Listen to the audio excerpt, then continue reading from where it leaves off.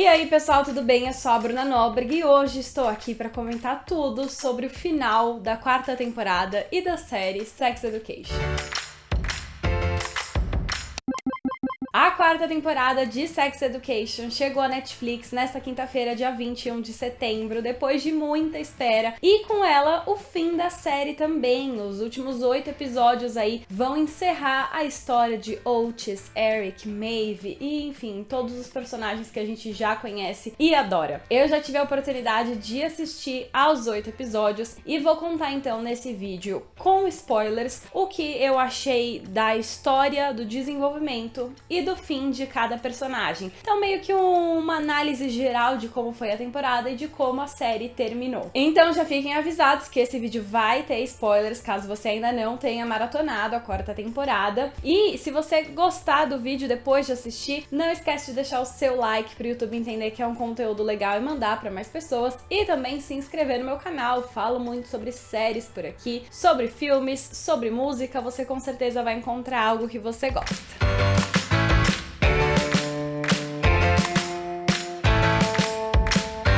Bora comentar sobre a 4ª temporada. Eu gostei muito, assim, de forma geral. Eu achei que ela deu um encerramento muito fofo pra todos os personagens. Todos os personagens que a gente conhece tiveram um desenvolvimento ao longo desses episódios e também um encerramento que combinou com a jornada deles e que deu aquele coração quentinho que eu acho que fez sentido e que encerrou a história de forma boa, mesmo que algum chip não tenha ficado junto ali como a gente queria. E também ele dá margem pra você especular o que pode ter acontecido no futuro, sabe? Eles encerraram aquela parte, mas ainda tem uma longa jornada para os personagens, o que eu acho muito legal. Tive, no entanto, algumas coisinhas que eu achei que foram um pouco mais leves, assim, não foram tratadas de forma tão profundamente quanto deveriam, passaram um pouco de forma superficial. O que eu senti nessa 4ª temporada é que eles quiseram colocar muita coisa e só tinham 8 episódios para isso. A série precisava acabar na 4ª temporada, óbvio, como um acordo pela Netflix, mas também porque não dava para fazer mais uma temporada dos atores na escola, sendo que eles já estão com quase 30 anos. Então, assim, precisava encerrar agora, mas eles ainda tinham muita história pra contar e eles colocam tudo aqui, especialmente porque na 4ª temporada a gente vê os alunos entrando num novo colégio, né, que foi o Cavendish. O Mordale foi fechado na 3ª temporada e agora eles entram num novo colégio, que é um colégio que é muito diferente do que eles estão acostumados, não tem bullying, as pessoas se tratam bem,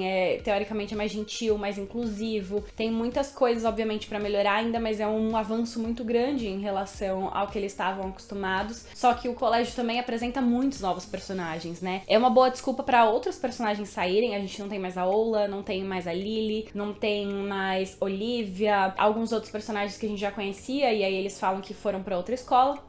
Foi uma boa explicação, né? A gente, por exemplo, não teria mais Simone Ashley de volta depois dela se tornar nossa rainha Bridgerton da 2ª temporada. Então eles acharam uma boa desculpa, mas aí, como alguns personagens saíram, vários outros entraram, né? E vários outros com histórias próprias e desenvolvimentos pra serem feitos. Então teve bastante coisa acontecendo. Mas de forma geral eu gostei. Eu senti que eles se aprofundaram mais em vários aspectos, trouxeram outros pontos importantes que a série ainda não tinha trazido antes. E foi muito legal. Mas bora comentar sobre o final de cada um. Eu vou começar dos novos personagens e vou terminar comentando sobre os nossos protagonistas. Vamos começar então com Abby e Roman, 2 personagens novos aí que são introduzidos nessa temporada. São o casal real da escola, todo mundo ama os dois e eles estão sempre ali nos holofotes e tem um relacionamento que parece perfeito, mas obviamente tem alguns problemas, né? O Roman quer o sexo, a Abby não quer sempre, e aí chega nos extremos pra conseguir tudo isso. E, enfim, eles têm ali, só que é muito legal como a série vai trabalhando aos poucos pra gente entender, né? Então, no começo, a Abby, pelo menos, me irritou muito com essa positividade. Meu Deus, eles não podem fofocar. Fofocar eu achei um absurdo, mas, assim, tem esse aspecto que ela realmente traz essa positividade. E aí, a série vai analisar que é um mecanismo de defesa dela, essa positividade o tempo inteiro, porque ela não foi sempre aceita,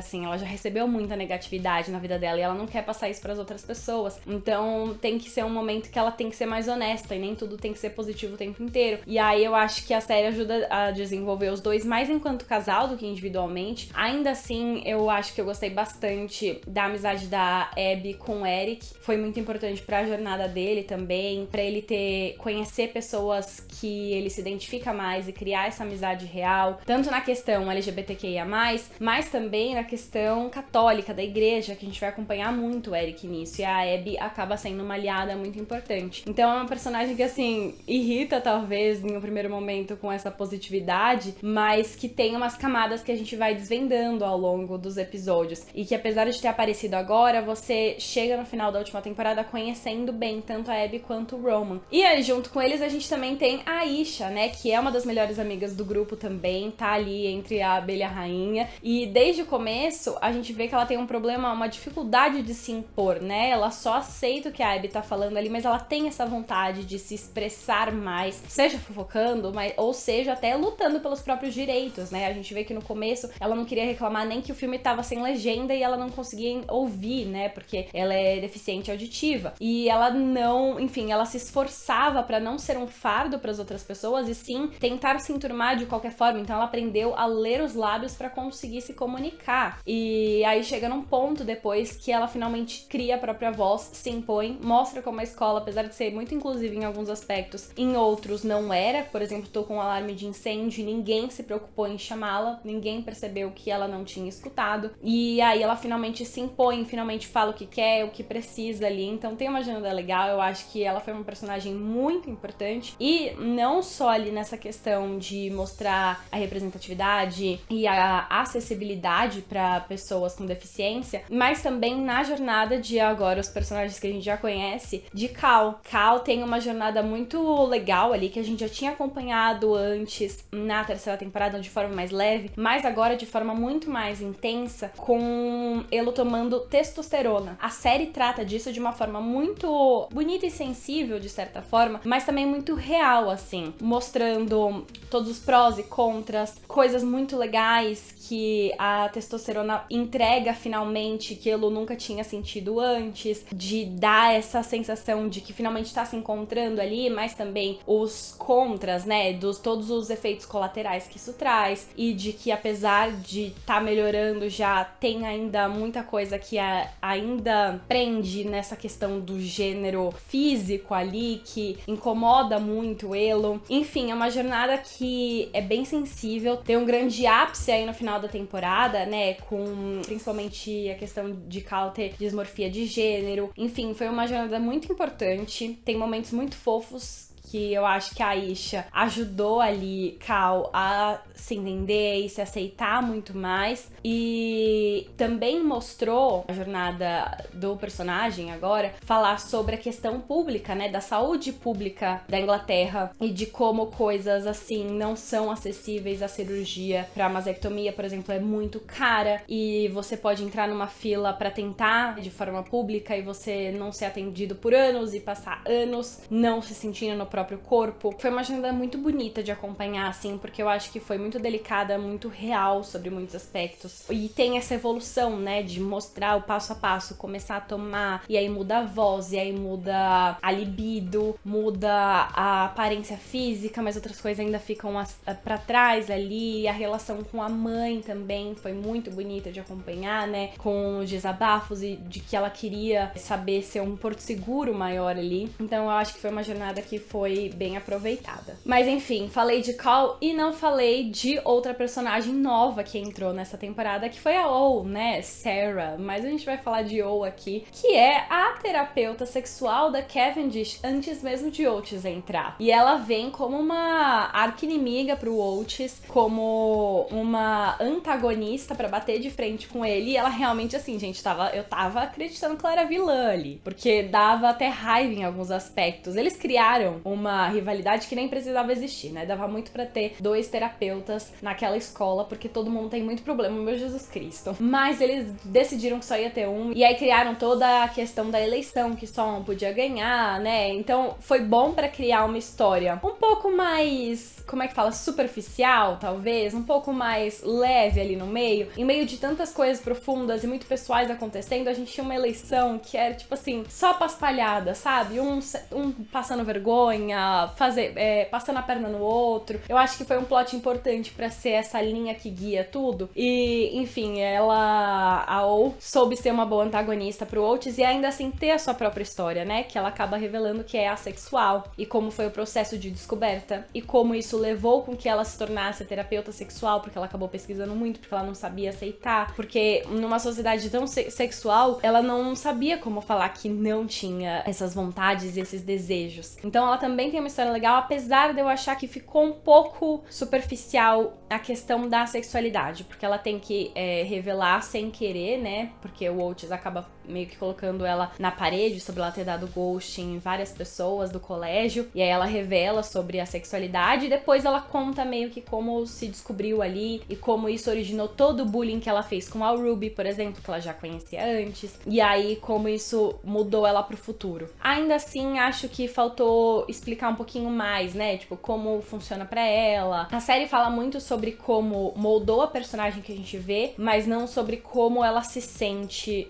muito sobre isso. Tem só um diálogo com o Oates. Assim, daria pra colocar mais profundidade nessa série que já foi cheia de conteúdo, né? Episódios com mais de uma hora, quase uma hora, ele cheio de coisas que fica revezando, né? Sempre um personagem depois do outro, contando várias coisas ao mesmo tempo. Não sei se daria, mas já que eles introduziram o assunto, valia ter aprofundado um pouco mais. Bora seguir então, eu falei de O e Ruby, bora falar da Ruby, né? Porque a gente descobre um pouquinho sobre o passado dela, que ela sofreu muito bullying na escola e no acampamento escolar que ela ia, porque ela usava as roupas feitas pelos pais e ela fazia xixi na cama. E no acampamento as pessoas viam isso, né? E isso afetou muito a forma com que ela era vista e, inclusive, ela era chamada de bedwetter, né? Que é, sei lá, fazedora de xixi.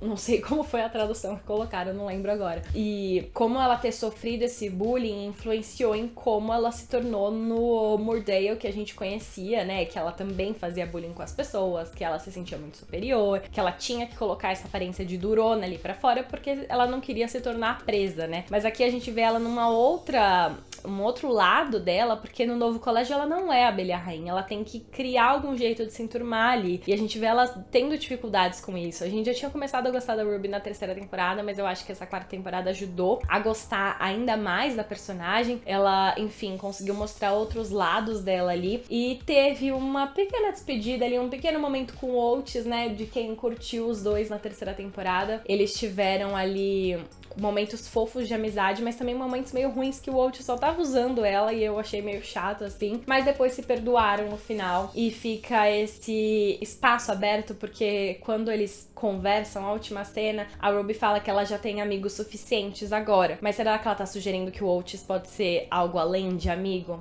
Não sei, porque, né, terminamos com o Oates solteiro, que daqui a pouco a gente fala sobre isso. Mas enfim, fiquei pensando nessa possibilidade, mas também na possibilidade de que ela ficou bem, ela assim, se encontrou solteira ali, apesar dela ter sofrido muito com ele, mas foi muito legal ver esse aspecto humano dela pra encerrar essa jornada dela finalmente aceitar o lado mais vulnerável. Bora agora falar de Jackson e Viv. A Viv tem uma jornada bem interessante nessa temporada, na questão dela se encontrar amorosamente pela primeira vez, né? Logo no comecinho da temporada ela conhece o Bo, que é tão inteligente e nerd quanto ela ali, que gosta das aulas ao mesmo tempo, que eles vão estudar juntos realmente, e eles criam uma conexão muito fofa. E parece que tá tudo bem, né? Eles começam a namorar, então, só que aí vem os sinais, né? Ele começa a ter muitos ciúmes do Jackson, aí começa a mexer na bolsa dela, e termina então com ele surtando, porque ela deu dica de prova pra um menino, e ele agarra o braço dela com força, né? Numa questão de agressão. E aí a série acaba mostrando a Viv nesse relacionamento abusivo, de certa forma. Mas eu acho que, de todos os aspectos, esse foi o tratado com mais superficialidade. Porque até, sei lá, 5 episódios, a gente vê que o Bo, ele tem uns ciúmes do Jackson, mas a gente meio que entende os ciúmes que ele tem do Jackson, porque a Viv é muito próxima a ele. Então, se ele é um menino na escola, que acabou de começar a namorar pela primeira vez, era super nerd, nunca teve ninguém que correspondesse a esses sentimentos, e aí se apaixona por essa menina, que parece que corresponde a ele, mas tem um melhor amigo, que é super gato, super atlético, que faz uma academia, tem o corpão, obviamente ele vai se sentir inseguro. maduro, sabe? Eu até que achei que seria uma coisa que o Oates poderia tratar na terapia, sabe? Pra desenvolver essa confiança. E aí, do nada, tipo, de um minuto pro outro, ele vira esse cara abusador. E aí tem só, tipo, um grande gatilho que a Vivi percebe e acaba. Então eu acho que faltou tratar um pouquinho sobre como influencia a cabeça dela, sabe? Sobre como os pequenos detalhes, às vezes, ela poderia ter deixado passar, pra mostrar como, às vezes, só o básico não faz a mulher perceber, porque ela tava se sentindo amada pela primeira vez e tudo mais. Então isso que eu achei que foi um pouquinho mais superficial. Pareceu que foi muito óbvio que ele foi abusivo, assim, muito de cara, pronto, abusivo. E sendo que, às vezes, não é sempre muito óbvio. Então acho que esse foi um aspecto que a série falhou um pouquinho. Ainda assim, foi interessante ter. E tadinha da Vivi, ela foi feliz por um pouco de tempo, mas não muito. Já a história do Jackson, ele tem ali um momento interessante no começo da série, sobre ele ter descoberto o prazer no sexo anal. E ele descobre isso e ele fica muito em dúvida sobre a sexualidade, mas não tem nada a ver, então ele já quebra um pouco os padrões, mas aí descobre que ele tem, né, um caroço, um tumor ali, e ele tem que fazer os exames pra descobrir se é câncer, se é maligno ou não. E isso guia muito o personagem, principalmente na identidade dele, porque aí ele percebe que pode ser algo que ele pegou do pai, né, tipo, em questão genética. Só que ele não sabe quem é o pai dele, né, ele tem duas mães, ele achou que ele tinha sido através de um banco, né, de doação de esperma, e aí ele vai descobrindo a história dele e descobre que não, que uma das mães dele, na verdade, teve um relacionamento com um homem, né, antes de conhecer a outra mãe. E aí ele vai descobrindo muito sobre si,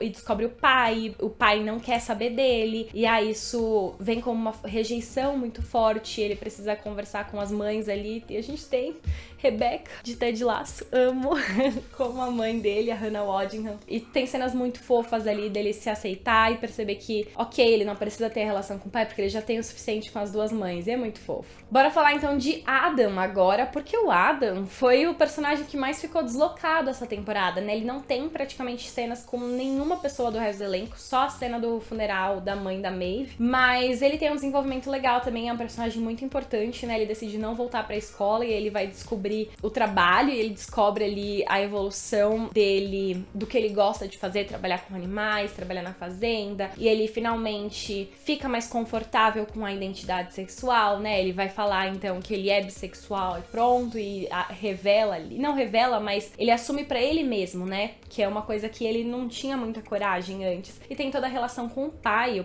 sempre foi uma pessoa que intimidou muito ele. Tudo que ele fez nas primeiras temporadas era um reflexo do que o pai fazia com ele. E aí tem uma evolução muito legal do pai dele tentando melhorar, né, aprendendo aos poucos, descobrindo os próprios defeitos e fazendo um esforço pra melhorar. E o Adam finalmente enfrentando o pai dele, falando que ou ele muda ou não vai ter relação, porque ele tá cansado de sofrer com tudo isso. Então tem uma evolução muito legal deles crescerem, né, os dois enquanto homens tóxicos ali, tirarem essas camadas e entenderem os próprios sentimentos e admitirem os sentimentos um pro outro, né? A mãe dele aparece realmente em algumas partes, mas eu sinto que é um desenvolvimento dos dois, do pai e filho ali, que acontece tanto com outras pessoas e eles mostram essa evolução. Então eles acabam bem no final. Adam mais resolvido com a sexualidade, mais resolvido com o pai, e aí ele consegue enfrentar o pai e ele consegue então deixar que o pai e a mãe voltem. Então é uma jornada muito fofa, pena que não teve mais cenas deles com os outros personagens. E temos que falar de Amy também, fofíssima. Ela é a melhor personagem, sério. E é muito legal, né, que ela tem uma jornada de traumas desde a segunda temporada e de superar esses traumas e como isso mexeu muito com ela e quem ela era. E nessa quarta temporada é muito decisiva pra ela conseguir entender os traumas, se empoderar com eles, superar, usar a arte pra isso e descobrir que ela é inteligente do jeito dela. Ela não tem a inteligência clássica que todo mundo conhece, mas ela é inteligente, sim, da maneira dela. Ela tem um olhar artístico ali muito forte. Encontrar a visão artística dela e como representar os traumas, encontrar a voz dela e o que ela quer dizer. E é muito fofo que ela tem um parceiro nessa jornada que é o Isaac, que é um personagem que eu confesso que eu não gostava dele, porque ele teve uma relação muito forte com a Maeve, né? E ele era meio chato contato com o Oates ali, ele atrapalhou muito Maeve e Oates ficarem juntos e ele parecia muito tóxico. E aí agora na jornada dele com a Amy foi muito fofo. Foi um ajudando o outro, ele enxergando ela com olhos que ela não tinha antes, ela não reparava, ele ensinando ela sobre a arte. E aí ele virou um personagem tão legal também. E ela ajudando ele com a questão da acessibilidade, né?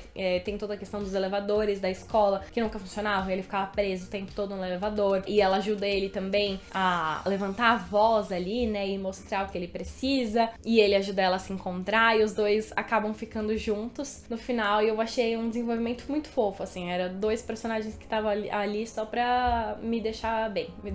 Deixar todos os espectadores bem. E falando sobre mulheres empoderadas, temos a jornada da Jean, a mãe do Oates, né? Enfim, ela já tem uma importância muito grande desde sempre. Mas aqui eles abordaram muito a questão da maternidade. Nessa temporada ela acabou de ter a bebê. O bebê tem 2 meses praticamente, quase 3, mas ainda é bem novinha, a Joy, a irmã do Oates. Ela não quis falar quem é o pai, né? Ela se renegou, então agora ela ficou sem o Jacob, que ajudava ela antes, e ela tá cuidando da bebê sozinha. O Oates ajuda, mas até certo ponto. O Oates ainda sente falta da mãe, e ela sente muita culpa o tempo inteiro, porque ela não consegue cuidar direito da bebê, ela não consegue cuidar direito da casa, ela não consegue cuidar direito do Oates, e aí ela decide voltar a trabalhar, ela não tá dando conta das coisas, e ela se sente culpada, e é uma pressão muito grande o tempo inteiro, um psicológico muito abalado, e a série aborda isso, né? Como é avassalador esses sentimentos, e de como foi importante quando ela decidiu aceitar ajuda. Primeiro da irmã, que a gente tem toda a relação dela com a Joanna, né? E a irmã aparece. É uma relação que foi pautada muito em traumas quando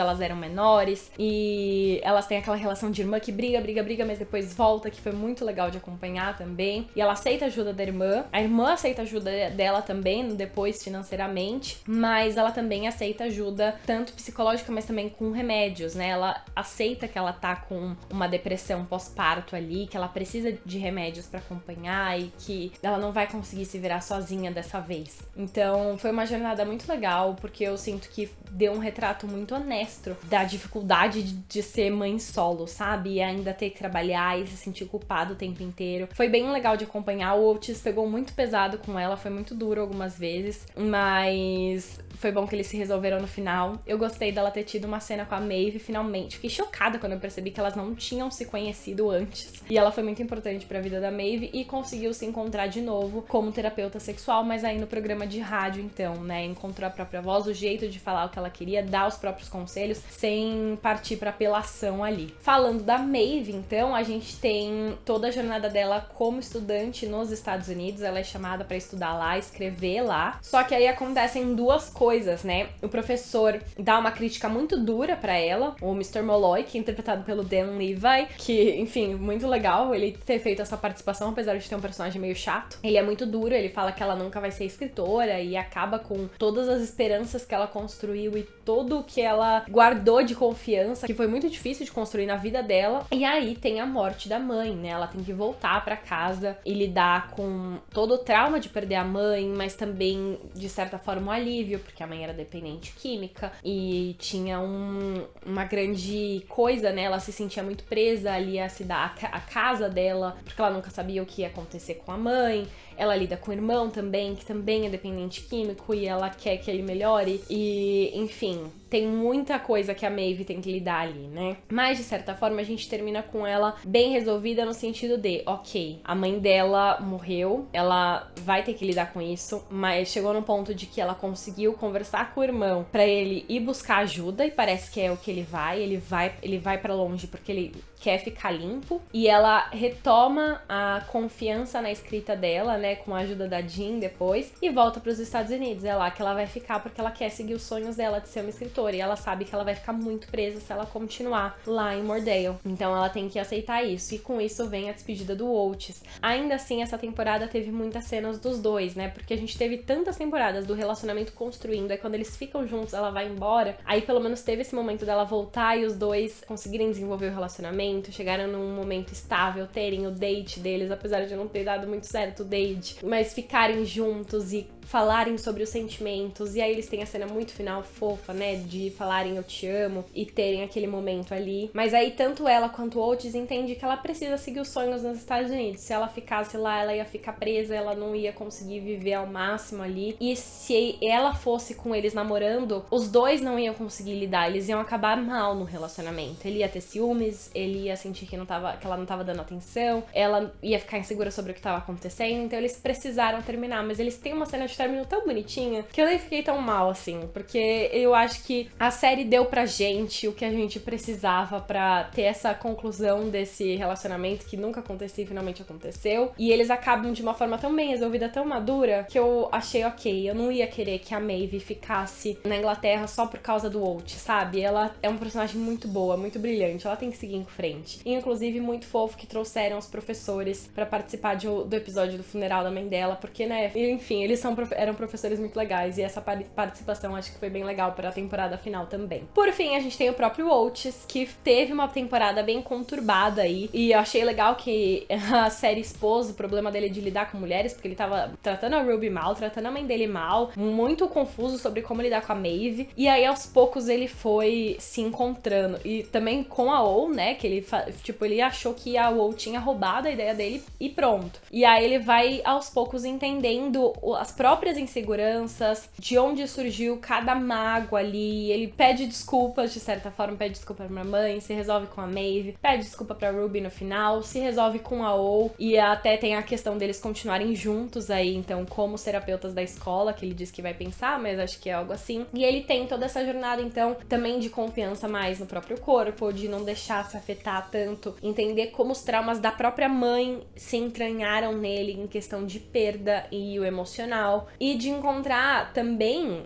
a própria dupla com o Eric, né? Porque ele e o Eric também tem um embate muito grande essa temporada, porque eles são muito diferentes e um parece que não ouve o outro. E o Otis também percebe esse erro, então ele tem uma jornada muito importante de que ele percebe que ele dá muitos conselhos, mas ele não seguia ele mesmo. Então ele tem um amadurecimento nessa temporada que foi muito importante, e também acaba de uma forma mais leve ali, né? Nosso protagonista, a cena final é dele, e é muito fofo de acompanhar. E por fim, a gente tem o Eric mesmo, que tem a questão da amizade com o Otis e de se encontrar em outras amizades em que ele se identifica mais, que ele precisa achar um grupo de pessoas que também são mais parecidos com ele pra desabafar. E também a questão da religiosidade, né, que a gente vai ver muito do Eric, ele recebendo sinais, ele não entendendo se ele vai ou deve ser batizado ou não. E aí tem uma cena muito emocionante dele virando pra comunidade falando: eu sou gay e eu só vou me batizar aqui se vocês me aceitarem do jeito que eu sou. E a igreja aquela que ele estava não aceita. E ele percebe então que ele estava sendo chamado para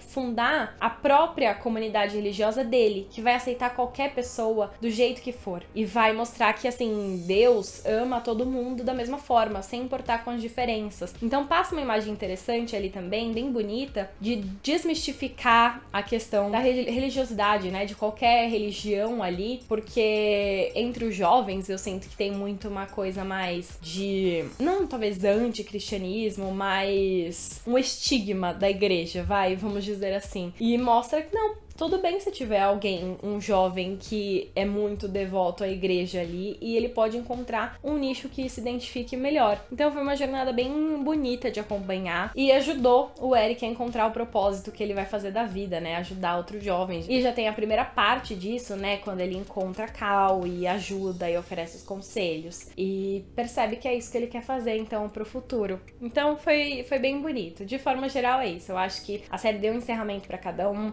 fez cada um se encontrar dentro de si e dar várias perspectivas pro futuro pra você imaginar o que aconteceu. Então, eu gostei bastante, mas esse vídeo já tá muito longo, então já tá na hora de chegar ao fim, mas conta então o que você achou do final da série. Você gostou da conclusão de todo mundo? Achou que faltou algo? Achou que teve muita coisa? Comenta aqui pra gente continuar conversando. Não esquece de deixar o seu like no vídeo, se inscrever no canal e ativar o sininho pra receber notificação sempre que eu postar conteúdos novos. A gente se vê no próximo vídeo. Beijos!